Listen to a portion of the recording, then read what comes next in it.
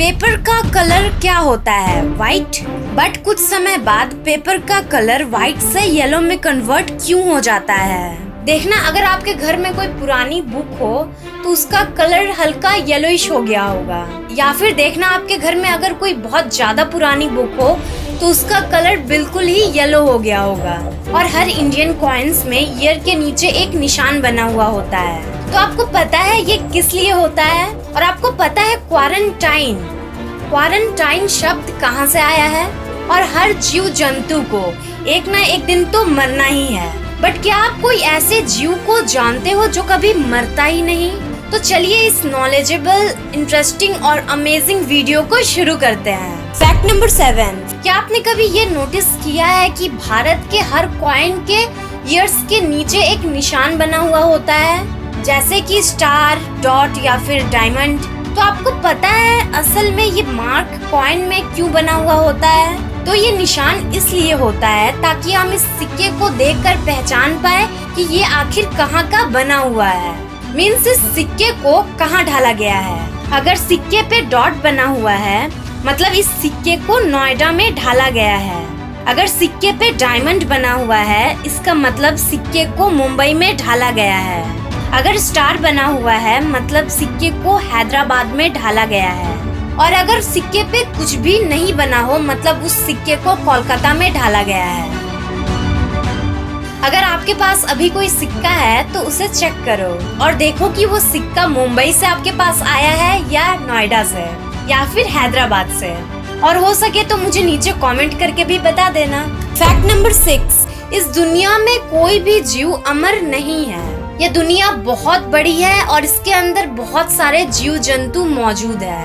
और दुनिया की यही रीत है कि जो एक बार जन्म लेता है उसे एक ना एक दिन तो मरना ही है। मतलब इस दुनिया में कोई भी जीव अमर नहीं है। बट इस दुनिया में कुछ भी हो सकता है। तो साइंटिस्ट ने एक ऐसी स्पीशी को खोज निकाला है जो कि अमर है। मतलब वो जीव कभी भी नहीं मरता। इस जीव का नाम है ट्यूरिटॉप्सिस डॉर्नी, जो कि अपने आप से कभी नहीं मर सकता। अगर कोई उसे मार दे तो वो बात अलग है, बट वो अपने आप से कभी नहीं मरता। ये एक जेलीफिश है जिसे बायोलॉजिकली अमर घोषित कर दिया गया है। कोई भी जीव बूढ़ा हो जाने के बाद अपने आप मर जाता है, बट ये जेलीफिश कभी नहीं मरता। अगर आपको इसके बारे में और इन्फॉर्मेशन चाहिए तो आप इसके विकिपीडिया पेज को देख सकते हो।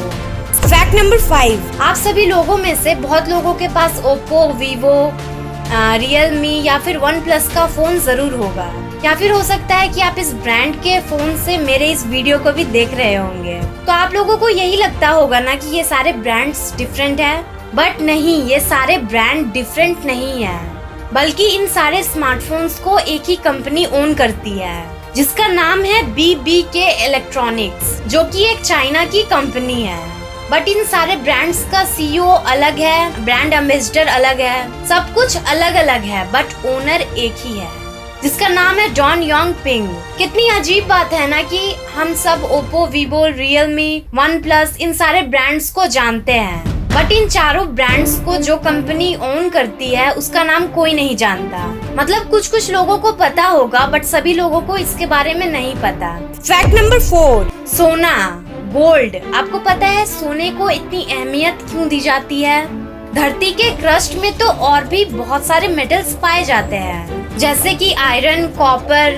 तो सभी लोग लोहे का नेकलेस या फिर कॉपर का नेकलेस, इयररिंग्स, बैंगल्स क्यों नहीं पहनते हैं? आखिर सोना ही क्यों? सोने को इतनी अहमियत क्यों दी जाती है? तो सुनो, सोना एक बहुत ही यूनिक मेटल है, क्योंकि पृथ्वी के क्रस्ट में पाए जाने वाले मेटल्स में से एक सोना ही एक ऐसा मेटल है जिसपे जंग नहीं लगता। और अगर दूसरे मेटल्स की बात करें तो वो ऑक्सीजन और मॉइस्चर के कांटेक्ट में आता है तो उसमें जंग लगना शुरू हो जाता है। जैसे कि एग्जाम्पल में देख सकते हो कि लोहा रस्ट की वजह से ब्राउन हो जाता है, चांदी भी कुछ दिन बाद काला हो जाता है, और जहाँ तक कॉपर की बात है तो कॉपर भी कुछ दिन बाद ग्रीन हो जाता है।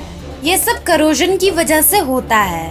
बट गोल्ड ही एक ऐसा मेटल है जो अनरिएक्टिव होता है। वो ना ही ऑक्सीजन से रिएक्ट करता है और ना ही मॉइस्चर से। और गोल्ड अर्थ के क्रस्ट में प्योर फॉर्म में पाया जाता है। जिसे प्रोसेस करने की भी जरूरत नहीं पड़ती। तो इसलिए गोल्ड को सभी मेटल्स में से सबसे ज्यादा खास माना जाता है। Fact number 3, quarantine. Quarantine word तो आप सभी को पता ही होगा। ये वर्ड आजकल बहुत चर्चा में है, बट आपको पता है आखिर क्वारंटाइन वर्ड आया कहाँ से है? तो सुनो, जब पूरी दुनिया प्लेग नामक बीमारी से जूझ रही थी, तब जो इटली में समुद्री जहाजें आती थी, तो उन जहाजों को वो लोग 40 दिनों तक समुद्र में ही खड़ा रखते थे, ताकि जहाज में जो बैक्टीरिया है वो 40 दिनों में वही खत्म हो जाए, जिससे जो प्लेग डिजीज है वो ज्यादा स्प्रेड ना हो, वो कंट्रोल में रह सके। इसलिए 40 दिनों तक समुद्र में ही खड़ा रखते थे उन जहाजों को। और इटली की लोकल भाषा में 40 को क्वारंटा कहा जाता था, और वहीं से निकलकर आया ये क्वारंटाइन शब्द।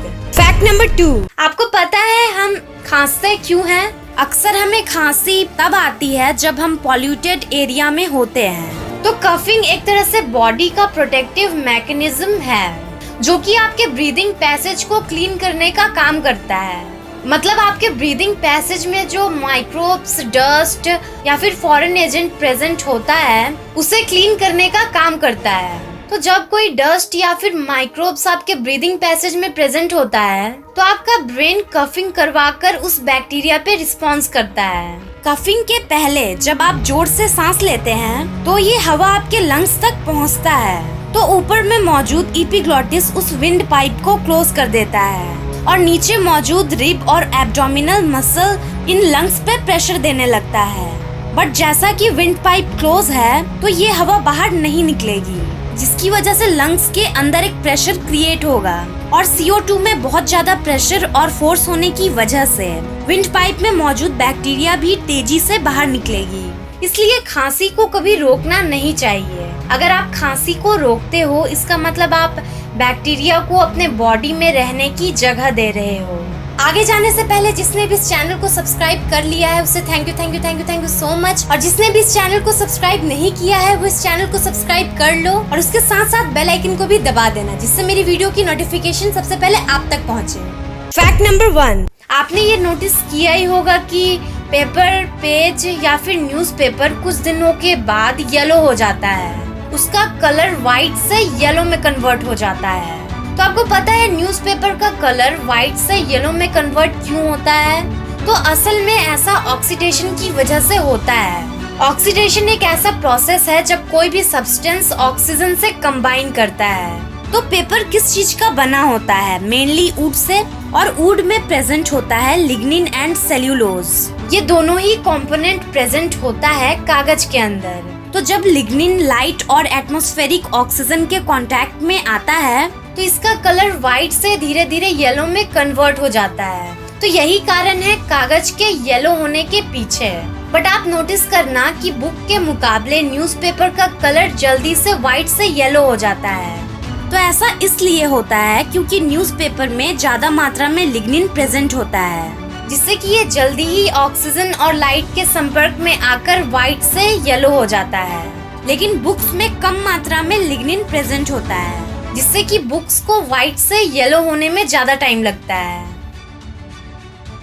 मतलब बुक्स के मामले में वो लोग किसी प्रोसेस के जरिए ज्यादा मात्रा में लिग्निन को निकाल लेते हैं, जिससे कि वो पीली ना पड़े और उसकी क्वालिटी अच्छी बनी रहे। मतलब जितना पेपर में लिग्निन ज्यादा होगा, उसका कलर उतना जल्दी ही व्हाइट से येलो में कन्वर्ट होगा, और अगर कम लिग्निन प्रेजेंट होगा तो उसे व्हाइट से येलो होने में टाइम लगेगा।